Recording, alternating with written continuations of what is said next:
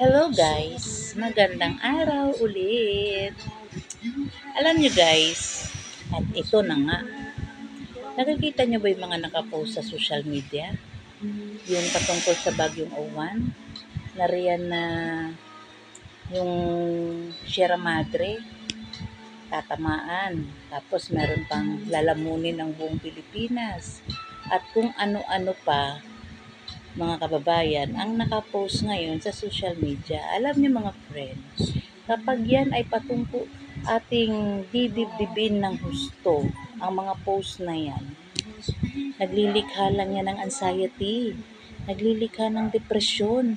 Kasi bakit kamo? Kung ano-ano na ang pumapasok sa utak natin, di ba? Oo, kaya mga kaibigan, relax lang. Bagamat tayo ay naghahanda sa mga bagay na yan, ipagkatiwala natin sa Diyos lahat ng bagay.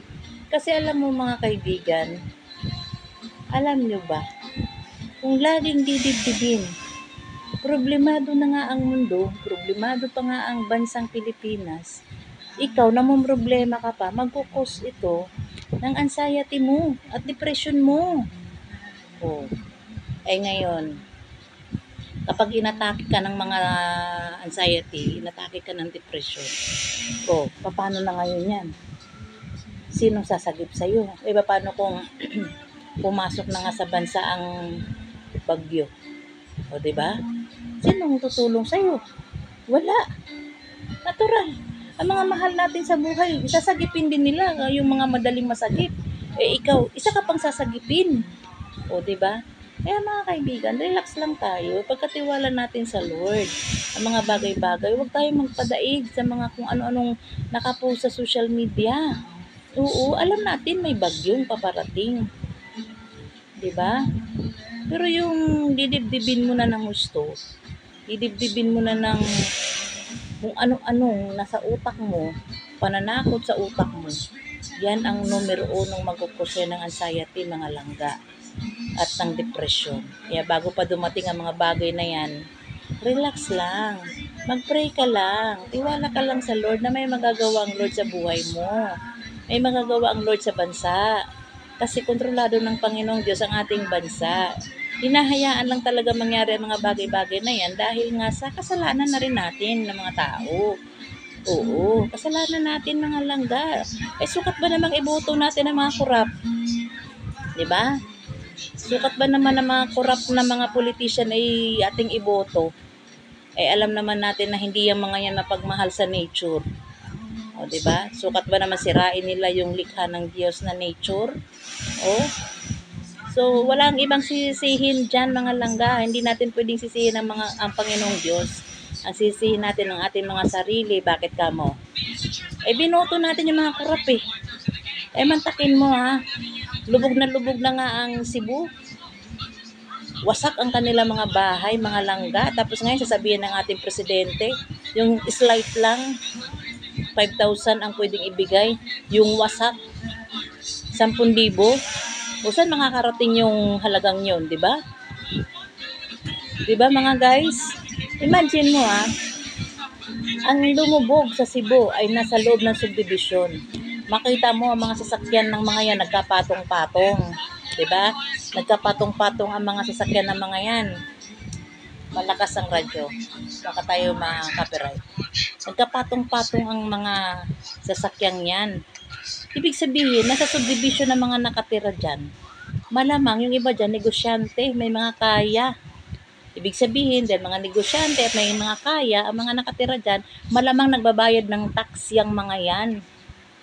Taxpayer yung mga yan.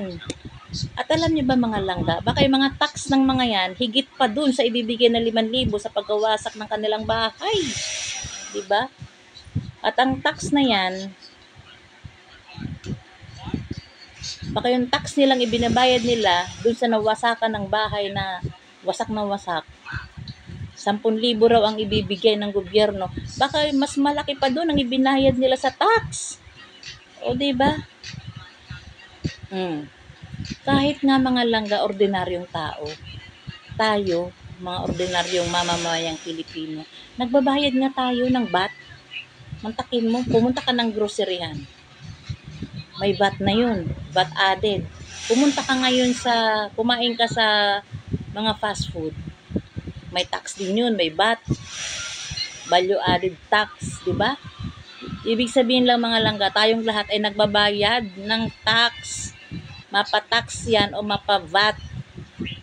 O, tapos ngayon, pag nawasak ang bahay mo, 10,000, 5,000 lang ang ibibigay ng gobyerno.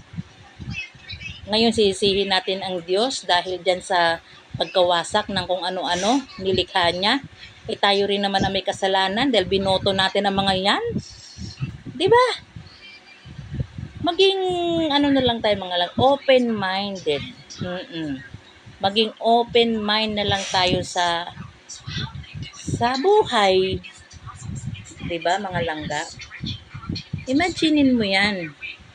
Kababasa lang natin sa social media.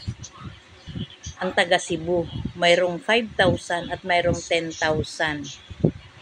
Ang napapaisip lang ako mga langga kasi yung isang subdivision doon malapit sa creek.